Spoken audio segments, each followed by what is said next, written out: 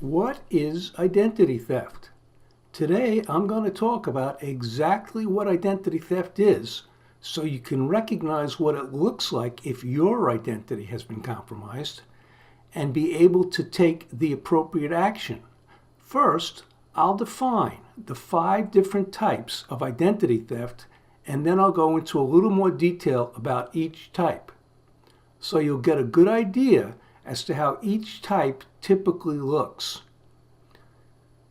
First, number 1 is financial identity theft. Here, the perpetrator assumes the victim's identity in order to steal money.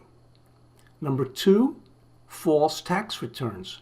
Again, the perpetrator assumes the victim's identity in order to steal money, but specifically through filing a false tax return. Number 3, child identity theft. Here, the perpetrator assumes a victim child's identity in order to steal money. Number 4, medical identity theft.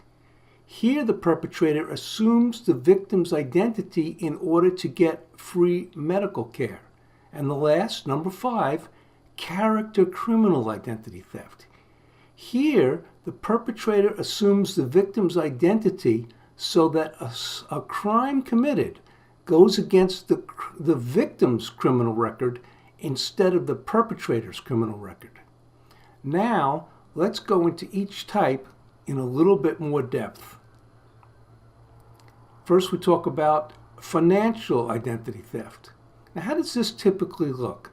Well, the perp can withdraw money from the victim's bank account or investment account. The perp can charge money to the victim's existing credit card. The perp can open new lines of credit, for example, credit cards, in the victim's name, and then the perp charges money to the new credit line. The perp can even buy a home or a car in the victim's name. Now, here's a story about identity theft that actually happened to somebody. The details are real. The victim notices that several $1,000s has been withdrawn from his checking account. He immediately reports it to the bank, well, as soon as he realizes it.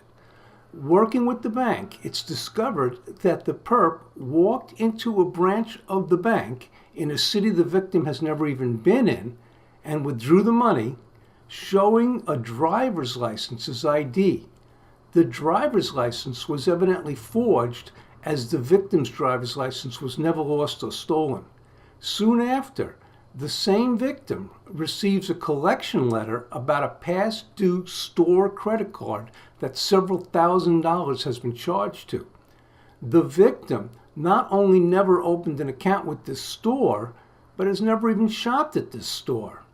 What has happened is the perp impersonated the victim to open the store credit card, then proceeded to charge a couple of thousands of dollars to the card. Soon after, the same victim received several collection calls from a completely different past due store card. She never opened an account with that store either. But it doesn't end. Soon after, the same victim gets a bill for a few $100s from a store credit card that he actually did legitimately have. The problem is, the charges are for the previous month, but the victim has not used the card in a couple of years. Next, we talk about false tax returns. Now, typically, the perp takes the victim's social security number and files a false tax return.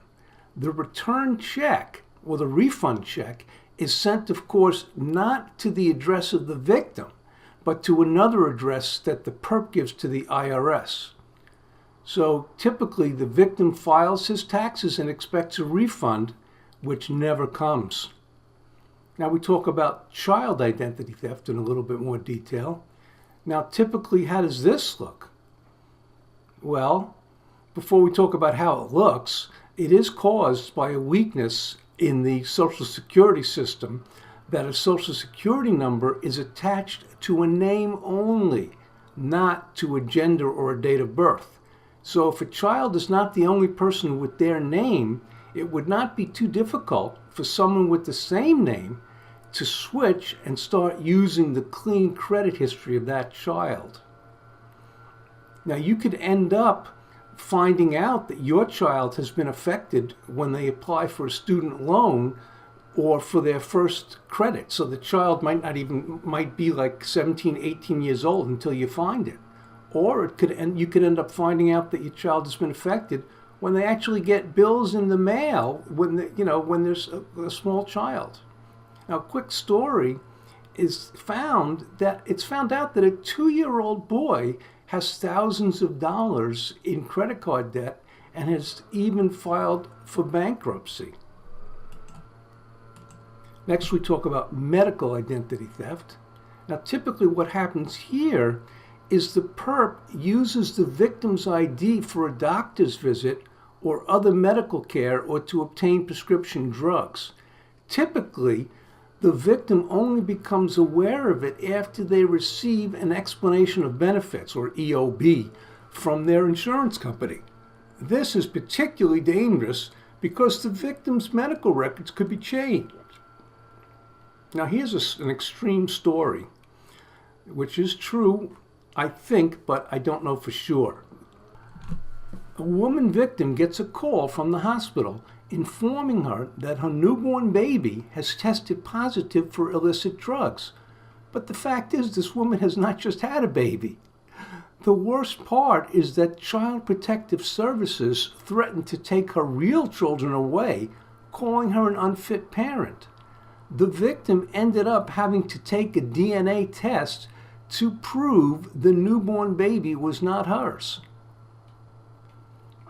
Next, we talk in some detail about character identity theft, the last type. And that's typically what will happen is you get arrested for a crime that you didn't commit, or what could happen is the perp is stopped for a traffic violation. The perp gives the cop a fake license with the victim's name on it, and the violation goes against the victim's DMV record. Now, here's another sad story, which I think happened, but you never know. The victim had his credit card stolen. The credit card is then used to purchase and download child porn from an illegal website. The website is shut down, and authorities seize its records. When the authorities trace the victim's credit card to him, the police show up at his door and arrest him. Hopefully you've enjoyed this video and it's been of some help to you. This has been Huckleberry. Thank you for listening.